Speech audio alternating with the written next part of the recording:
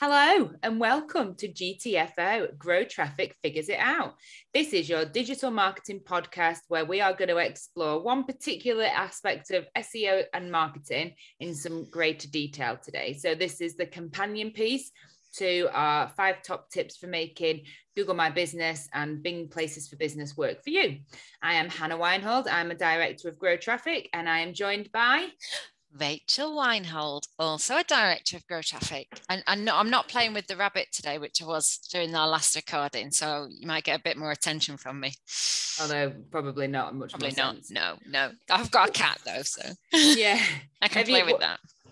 What's the funniest thing that's happened to you this week, Rachel? Oh God. Well, we were Grow Traffic sponsored an event on Wednesday, which was called the Invest in Rossendale event. It was in conjunction with Rossendale Borough Council and the East Lancashire Chamber of Commerce. And I am well known for swearing. And before I got on the stage, Alison Barnes, who's the leader of the Rossendale Council, she said to me, "Remember not to swear." Oh, really? Yeah. And so I got all the way through my introduction, and then I said, "We'll give it a bloody good go." Oh, bloody hell, I've sworn. And she said, "Oh, you nearly got there." And then when we were doing the Q&A, she said bollocks. And I think bollocks, she did. Yeah, I think bollocks trumps bloody in swear terms. So actually, I ribbed so her she's about a hypocrite. Yes. It made me laugh when you were on the panel and you were talking about like how easy it is to go online shopping, and you went, you know, if for example you want to buy a bag of soil, you go online. And we like looked at each other like, a bag of soil? Fuck buys a bag of soil? Like a bag of compost, like a bag of topsoil. But I just had visions of like a Ziploc bag, like a sandwich bag, just with some dirt in it, like, waiting for your Amazon delivery of a bag of soil. Bag of soil, a wee baggie of soil. Yeah, it made us laugh. What was your funniest thing, Hannah? Probably bag of soil. All right.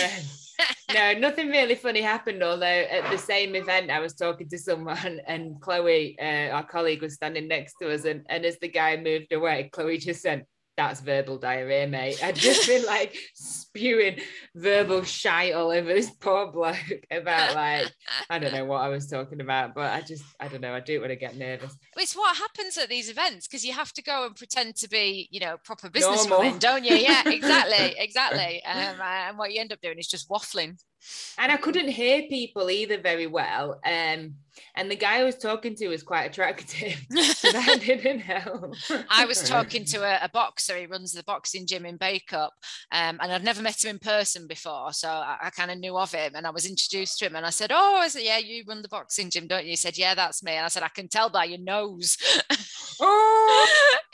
He went, to be fair, he laughed at it. He went, "Yeah, no, this is a nose that's been broken a few times." I thought you were going to say muscles. No, but then Leon was like, "Did you just tell that man he had an ugly nose?"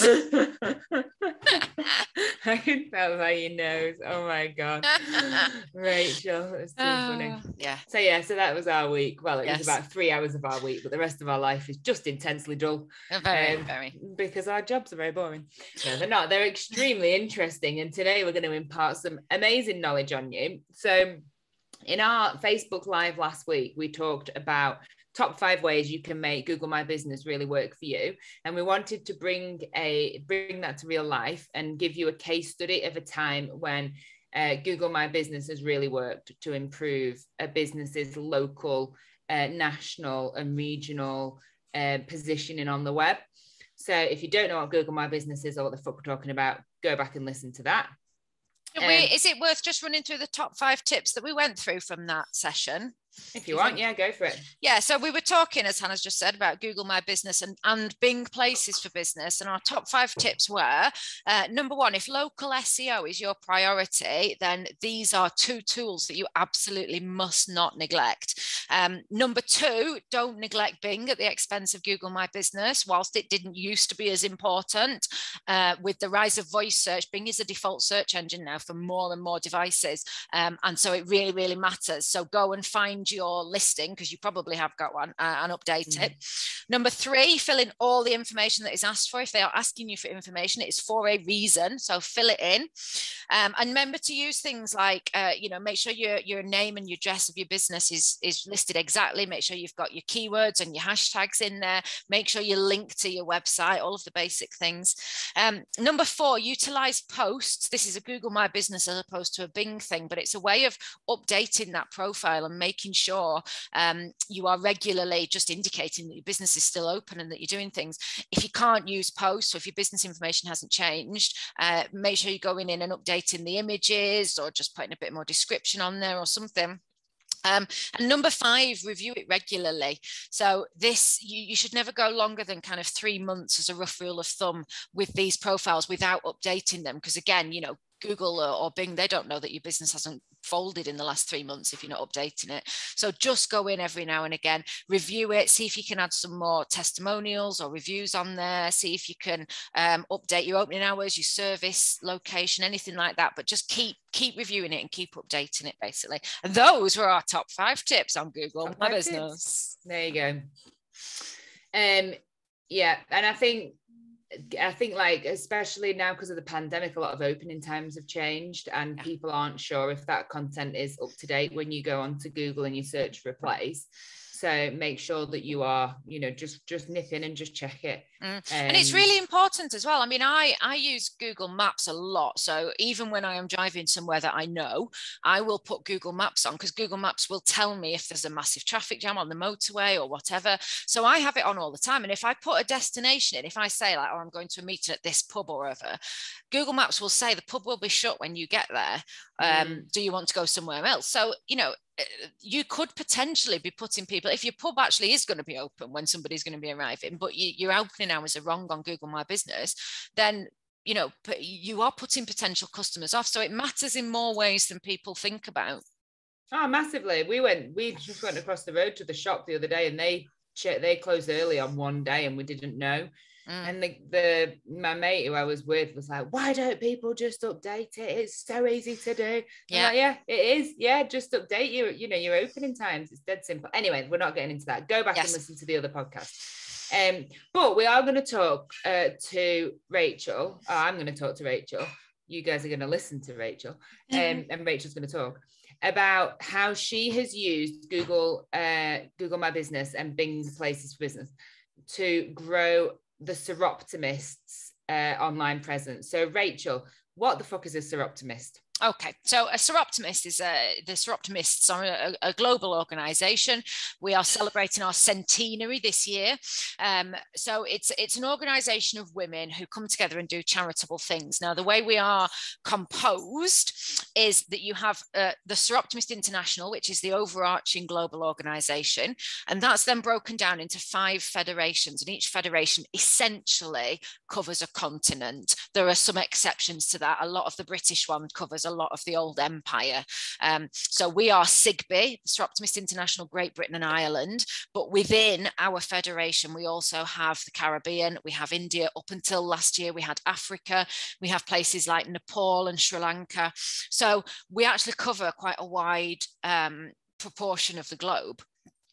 But we also have very local clubs. There's about 260 local Soroptimist International organisations. And so I, for example, am a member of Soroptimist International Rossendale, and we cover, naturally, Rossendale, and we're then part of the larger SIGBI organisation.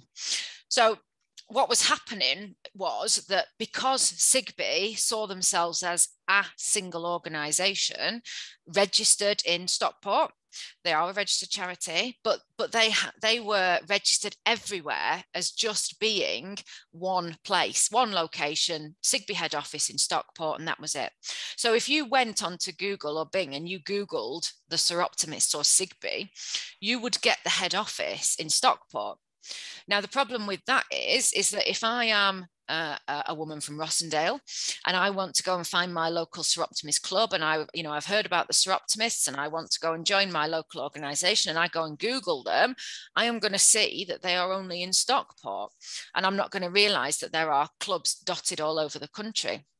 And so that was the issue that we had. I joined the website working party for Sigbee in 2019, and at the point that we were rebuilding the website, we recognised then that this is an issue. This is massively impacting their SEO, and massively impacting recruitment and membership, and we need to do something about it.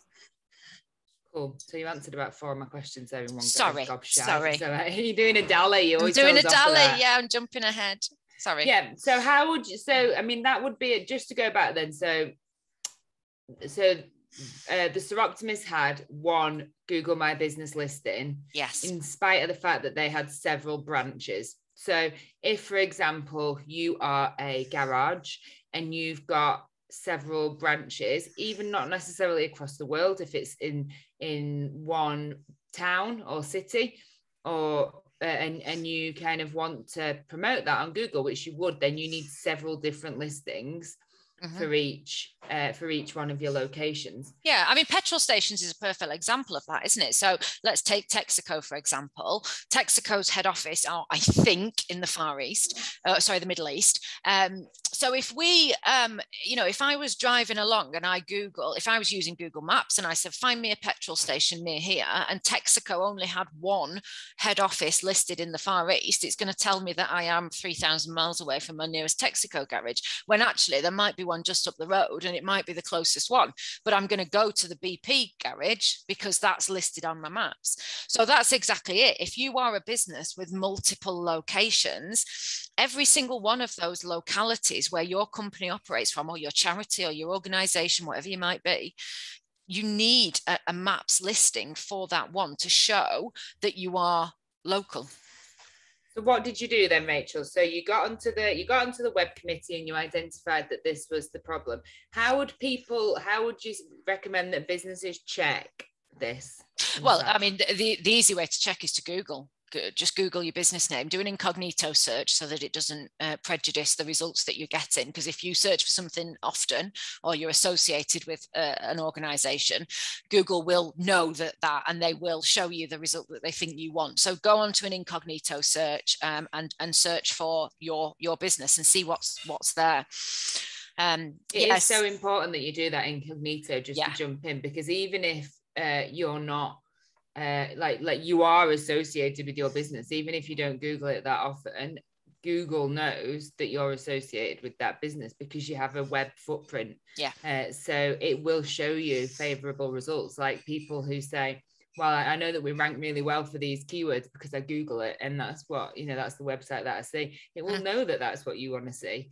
So it will return that to you because you might have clicked on it before and so on. So do it incognito. And then how will you tell? So is it just, if very practically speaking, if on the Google results page, it will say how many locations you've got, how practically speaking would you be able to tell? Yeah, I mean, it won't. So if you are just doing an incognito search, it will only show you if you've only got one listing, it will show you that main listing. If you've got multiple listing, it will show you the one that is closest to you, because incognito still knows where you are. So it will show you the one that's closest. To find out how many listings you actually have got, you are going to have to log into the master account. So you will have, or your business will have, a Google account, a Gmail email address via which you log into your Google account. That will be the same account by which you access your analytics, your search console, YouTube account. Everything to do with Google is on that one login.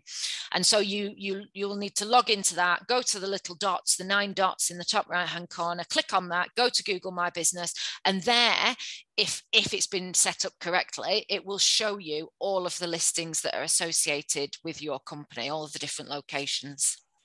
If you aren't sure what your Google login is, usually the people that have or which web address is associated, which email, usually the people that have set up your website and set up the tracking code and analytics will be able to tell you. It's probable that you've done it yourself, that you do have a Google account, even if you're not quite sure. So when you log on to Chrome, often your initial is in the top right corner, so that's your account, just if you don't know that. or, you know, if you have a YouTube account but you don't have a Google account, you will have a Google account because it's all one thing. It's all connected. And people, a lot of people don't realize that. I've had so many conversations with people, business owners, where you say, right, send me your Google login, or add me on your Google. Oh, I don't know my Google login. It's like, well, are you logged in on Chrome? Yeah. Well, that's it. It's to say it's all the same thing. It's all one thing. Yeah, exactly. And from that, as long as you've got a tracking code in your website, you'll get access to your Google Analytics, to your Search Console, and so on. Yeah. So that is, practically speaking, where you go to manage Google My Business. And it's really easy, that process, whether you are setting up your Google My Business or it's already been set up and you're logging in and wanting to update it. It is really actually very intuitive. So it's very easy to use. You look along the left-hand column and you've got the tabs that say, do you want to update your personal info? Do you want to write a post? Do you want to add some photos? You know, it's really, really straightforward to update all of this. So absolutely don't be frightened of it. It's easy to use. Yeah, and in terms of Bing, you would go to your Google, Bing Places for Business. It's bingplaces.com, and then you can log in through your Google account, through your Facebook account. You can log in through Microsoft, or you might even have a Bing account, and then you can just update all your own stuff there as well. Yeah, and if they've set an account up for you on your behalf and you've never had an account, when you log in, there will be, where your business is listed on the right-hand side, there will be a claim this account button, which is why it's really important that you go and do that, so that, you know, nobody else can do it, essentially. Yeah, plus it just looks a bit shoddy if you're unclaimed. And I know, like, I would always be thinking, why the feck should I bother with Bing? But like we said, Alexa, for example, use Bing as their preferred search engine. So if you say, Alexa, where's the nearest petrol station, and you're not on Bing, you're not going to come up. So yeah, it is super important. Don't overlook Bing just because, you know, nobody uses it. Yeah, absolutely. And I think the thing there is, you know, when we were just talking before about Google Maps, I have that running on my phone because I have an Android phone. But a lot of people now will have Alexa, their Alexa devices will go with them in the car. And so, yeah, more and more people are using it on the go. So absolutely, you have to have that one as updated as you Google one. So just think of them as being joined now. When you update one, you update the other. It's a two-step process, and then you won't forget one. Yeah, for sure. Okay, so what did you do then when you established that there was this problem with the way that the Soroptimists were listed online? Okay, so the thing that we have to bear in mind with this was that there were a few conundrums, if you like, a few problems that we encountered along the way. So whereas, for example, if we were going to do this for Grow Traffic, and if we wanted a Google My Business listing for where we are now, which is our home address, Google's Grow Traffic's registered address, if we wanted one for the office, and if we wanted one for our Yorkshire base, all of those would be set up under the main account, and we would just create multiple listings under the one business. Now, what we were doing, that would then be managed centrally by one person. The problem that we encountered with the Soroptimists was that whilst all of these 260 individual clubs are members of SIGBI as an organisation, we didn't want them solely to be registered, controlled, updated, blah, blah, blah, by SIGBI headquarters. If Sally, for example, who's in the office, suddenly had to manage 260 Google My Business listings, that's a massive job. So one of the first things that we encountered was, well, practically speaking, who is going to do this? Sorry, spam phone calls coming through. So, you know, who's going to do this? And each club has a communications officer who runs the website, the social media, deals with inquiries, all of that. So we thought that's the perfect person. They will be the one who will have access to the club's Gmail account. They will be the one that is controlling the information on the website, the social media. So they'll have the up-to-date photos, the relevant information, blah, blah, blah.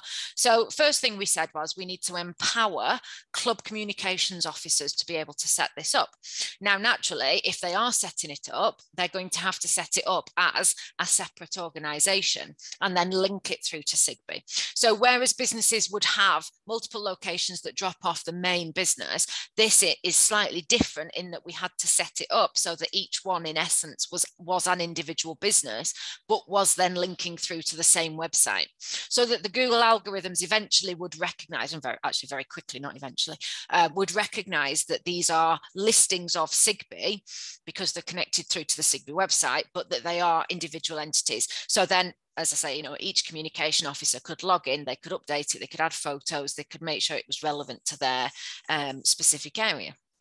The second problem we then faced was, well, hang on a minute, most of these individual clubs, they meet at a restaurant, at a pub, at some sort of, you know, community hall or whatever. Those places themselves will already have a business listing. So for example, in Rossendale, we meet at a restaurant called Sykeside in Rawtenstall. Sykeside obviously already has its own Google My Business. If we go on and we try and claim Sykeside's as an address for SI Rossendale, Google's going to go, well, hang on a minute, you can't have that because somebody else already owns that. And this is actually a problem that quite a lot of businesses will encounter, particularly ones who are in shared offices. So Grow Traffic used to have a shared office. It was we called it Bandicoot Towers. It was actually called Fernbank in Burnley. If we'd, you know, Bandicoot, we called it Bandicoot Towers because Bandicoot, the business, runs out of there and they own the building. So if we had gone and said, well, Grow Traffic now wants to own the postcode for Fernbank, we want to be registered there, Google's going to go, well, hang on, you can't because Bandicoot's registered there. They have that as their head office. So you can't have multiple businesses claiming the same address. So what you have to do here is be very specific. So for example, if you're in a multiple office, you would say, well, we are room 1A of this office, or we are floor 3, or we are unit 2, whatever it might be of this office. So Google can then recognize it as a slightly different address. If you've got shared mailboxes as well, you would have to say, you know, mailbox number in the shared office. In the Soroptimists, it was slightly different though, because whilst we meet at those places and we want those venues to be the kind of central place that the Soroptimist Club is registered from, nobody lives there. That, you know, we don't want post going there. If somebody suddenly started ringing up Sykeside to speak to SI Rossendale, they wouldn't know, they wouldn't be able to put anybody through to someone. We don't want people emailing there with inquiries. We don't want post going there. So what we then had to figure out was how are we going to register all of these clubs at these different venues when actually they don't own them. We don't want to take it away from the original businesses. And we want the contact details to be a Soroptimist. So what we decided to do there was find if you were going to be a club that wanted to register your club on Google My Business, find a Soroptimist member, a member of that club that lives nearby. So who lives closest to that venue, and then we can use them and register it that way. The reason that this matters the problem that we then encountered with that is that the individual Soroptimists were saying, well, hang on, I don't want my personal address to be showing they don't, you know, I don't want Broadclough Farm to suddenly be, you know, the registered address of SI Rossendale. So fortunately, Google's thought of this. They've thought of this already. So what you can do in these circumstances is register an address as being, this is where I want the post to come to, and this is where I actually live. But you can hide that from the front, and you can say, actually, you can change the pin around when you're moving your location and putting your information in. And you can say, so SI Rossendale, the pin goes here at Sykeside, but we're not claiming Sykeside as our business. We have this address as our business, but actually that address is going to be hidden from general view. So if I was coming on as a searcher, doing a search on Google My Business, looking for example, women's organizations near me, it would come up and say, you know, Sykeside, the restaurant, is where this club meets, but you know, there are different details. Google will know that there are different details to actually contact. And then you would put the centralized address, email address and phone number or whatever for the club itself. So there were ways around of doing that.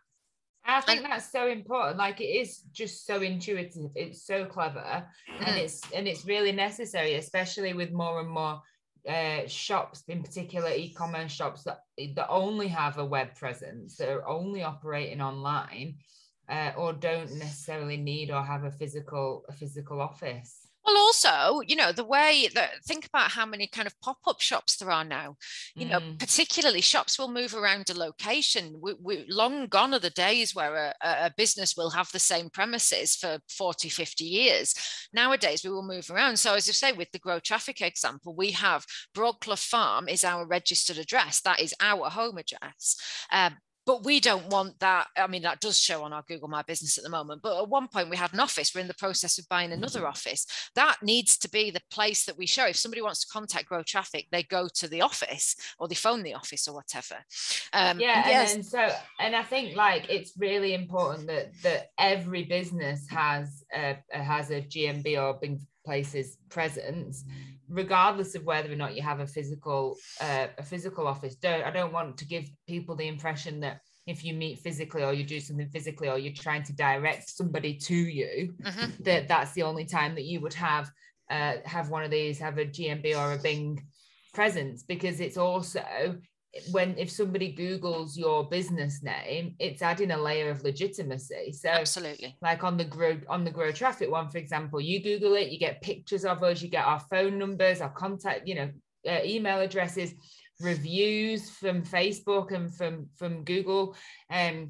It all pulls through. You can get links to our YouTube channels and stuff, and it just legitimizes your business. So even if you're an Etsy trader and you're never going to have a physical presence and you don't have a shop opening time, you will have an email address. You've got a link to an Etsy shop. You've got product pictures that you can put on there. Like, it's so important for e-commerce as well that you put your products on these platforms. So don't just think, it is just for people where you're trying to get footfall. Absolutely. And the other thing is, so I'm the chair of the Bake Up Business Association, which is not as grand as it sounds. But, we are an organisation that does not have a centralised base. At the moment, I am the chair, so I run it from my house. But again, I don't want my house to be associated with as the base of the Bake Up Business Association. And yet we need to be, if somebody Googles the Bake Up Business Association, we need to show up as a legitimate organisation, because we are, and we want new members, and we're always on the lookout for that. So again, this is another example where I created a Google My Business profile for it, and I put my address, because you need somewhere physical for the postcard to come. Google has to actually acknowledge that you are a real life business, so you cannot validate it without having that postcard come to your address. So you need to put a physical address in so that the postcard has somewhere to come. But I didn't want all and sundry coming to my house thinking I'm the BBA headquarters, because next year I might not be the chair and then it won't be. So yeah, you put that address in, but then you can hide it from the front view so that you are just an organization that exists and you're real, but you don't necessarily have a venue, because we go around and we meet in different coffee shops in Bake Up and what have you. So yeah, whether you have physical premises or not, it's really important that you have one. Yeah. Okay, cool. So you had convinced all these colleagues to put in their personal details to register. Then what happened? Well, so just take it back one slight step. This was the next hurdle that we faced, was convincing a lot of women. Most of the Soroptimists are of an older demographic, and I don't mean that in any kind of derogatory way, but they are ladies in their 40s, 50s, 60s. Some of them were really concerned about that privacy issue. So the first hurdle was convincing them that their public details would not be visible on the front end. And that took quite a lot of convincing. And the next step then was just physically empowering and enabling them to do the actual inputting. So we had to put on webinars. I had to do a lot of answering emails and phone calls and kind of talking people through it. But what we did was a kind of 45-minute webinar, recorded that, put it on the website, and it was literally just a step-by-step. This is how you do it. This is the information you're going to need. This is how you do it. There were about... This is how you do it.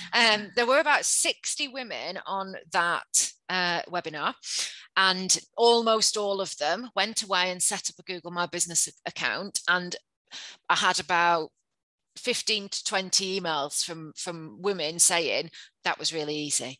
So that just really proves, like, this, when I say it's intuitive and it's not difficult, it really, you know, if a load of 60-year-old women can have one webinar and go away and do it, it was easy peasy.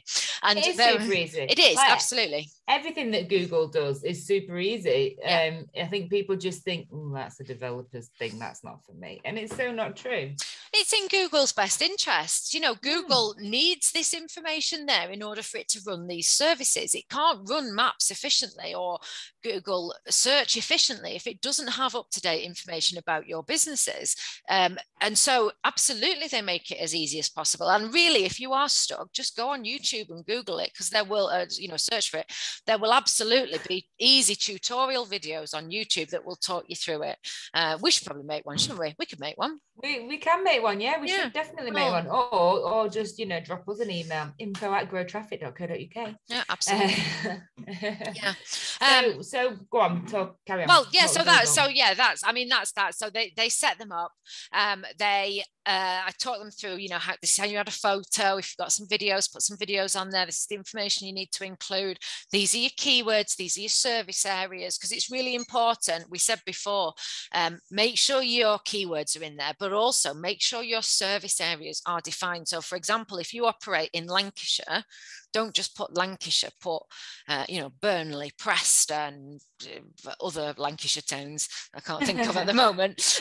You know, put the specific townships that you operate in. And yeah, as I said, they did it really quickly. And what happened then was, all of these clubs, the ones that did it, so as I say, you know, there's 260, we got about 60 people, so, you know, roughly speaking, a third-ish managed to set up one of these Google My Business cards. And the result of that, you think that a third of 260 is 60? Roughly, I said, roughly. Jesus, you should know by now. I am appalling at maths. I cannot do maths. You're very good at lots of other things. Then. Some percentage of people did it. But it was really interesting, the result that we had. So, as I say, a lot of women kind of were emailing me just with updates. Say, you know, we've had this many views, and, you know, quite a lot of people have seen our photos. And then what you can also do with this is track how many people are going through to look at your, for example, social media or your website, the club pages of your website, whatever it might be. Traffic went up massively. Traffic to the Sigby website and to the club subdomains on the Sigby website went up massively. Engagement on their social medias went up massively. So we could see that people were searching for things, because before, just going back to keywords, Sigby was only focusing on keywords such as Soroptimists International Sigby, which obviously, you know, somebody's going to have heard of the Soroptimists in order to use that keyword. Literally no one knows what a Soroptimist Nobody knows what a Soroptimist is. No, absolutely not. And so what we wanted to do was start optimizing for things like women's organizations near me, charities near me. You know, how can I meet women in my local area, although that might get you into trouble. Hot babes waiting for you now to do charitable work. Desperate housewives near me. But yeah, those were the keywords we wanted to start optimizing for, because that's what I would search if I was looking to go and, you know, meet women in my area. I would search for, you know, women's club or women's group or whatever near me. So yeah, so that was, we used, I was very specific, you know, use these types of keywords that people might search for on your profiles, and let's use those keywords obviously on the website as well. And as I say, you know, unique inquiries went up, engagement went up, web traffic went up. And they were sending me the kind of screenshots, you know, every month Google My Business will send you an email or send it to the registered email address to say, you know, you've had this many people have viewed your website, this many people viewed your Google My Business profile, this many people clicked through, it's up whatever percentage on last month, so that you get those stats straight away. And they were sending them to me, and so many clubs got more traffic. A handful of clubs actually got new members purely off the back of that. So it genuinely does show, you know, people think this is a really small proportion, and bear in mind that's the Soroptimists that nobody knows about. You know, if this is a business, especially if you operate in your local area, if you're a plumber, for example, and you're not on there, how many people each month are searching for plumber near me, or plumber with space, or, you know, emergency plumber available today? You know, it's not an insignificant amount for the time it takes you to set this profile up and update it, which is, you know, it's going to take you no more than an hour to set it up, 10 minutes a month to keep it updated, and you get all of that additional traffic, you know, and inquiries and phone calls and emails and what have you. It's just absolutely proves that it's worth doing. Yeah, 100%. Yeah. Okay, awesome. Is there anything else that you want to say about this? No, I don't think so. I think we fairly well covered it. I would just say the other thing that we need to think about with Google My Business that I think people worry about is that it is an official listing of your business. And what it's quite easy to do, because people forget that they've set up an account, or they don't know what the login details are, so they create another account and what have you. It's quite easy to end up with duplicate listings. And also if you move premises, you know, I dealt with somebody last week who'd moved premises and they'd created a new listing for their new one rather than change the address on their old one, so they lost all of the reviews and all of the, you know, authority and what have you. Just think logically when you are updating or creating additional ones. Do you actually need it? Is it the right way of going about it, or should you do it a different way? So just have a quick think, or ask somebody, you know, ask us if you're not sure which is the best way. If you do make a mistake, Google are actually really very good at helping. The helplines are all on there. Buttons when you log in, it says, you know, do you need our help? Do you want to talk to a chatbot? Whatever. You will have to deal with AI first, so you'll get through to a chatbot first of all, but very quickly you will get through to a human and they will help you. I was dealing with several duplicate accounts just the other week, and within kind of 2 days they'd got back to me. They clarified which ones I wanted deleting and they sorted it out for me, and it was a really painless process. So whilst sorting out errors is easy, just think first, you know, am I creating an additional account or an additional listing because I genuinely need one, or is there a better way of amending listings and accounts that I've already got? That's my final piece of advice. My final word, and I shall say no more on the subject. I bet you do.